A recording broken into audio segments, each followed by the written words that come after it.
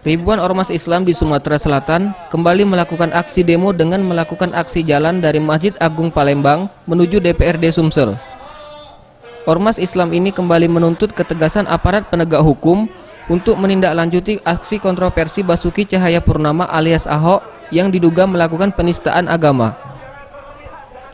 Menurut Habib Mahdi Muhammad Sahab, Ketua FPI Sumsel mengatakan, terkait penistaan agama yang dilakukan Ahok untuk segera ditindaklanjuti karena sudah meresahkan masyarakat dan dapat memecah umat Islam terkait perkataan Ahok. Apakah Anda rela dihina? Kalau tidak rela dihina, maka hanya satu kata, lawan Ahok. Turunkan Ahok.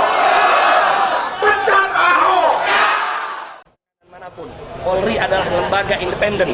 Polri adalah lembaga yang memiliki independen di dalam tugasnya. Tidak boleh ada tekanan, walau presiden sekalipun tidak boleh untuk memberikan tekanan kepada Polri.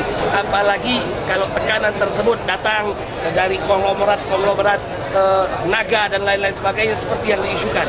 Maka itu kami ingin kejelasan hal tersebut. Kami harap umat untuk tetap tenang.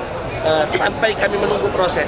Jangan sampai nanti karena Polri yang berlarut-larut, karena Polri yang tidak tegas, mengakibatkan nanti umat mengambil langkah-langkah sendiri. Itu tidak kita inginkan. Jaga NKRI ini dengan membiasakan hukum ditegakkan kepada siapapun yang bersalah. Jangan sampai hukum ini tajam ke bawah, tumpul ke atas. Aksi unjuk rasa ini akan tetap berlanjut jika tidak ada tindak lanjut dari aparat kepolisian. Parel Satria, Septiawan Rizky, Sriwijaya TV.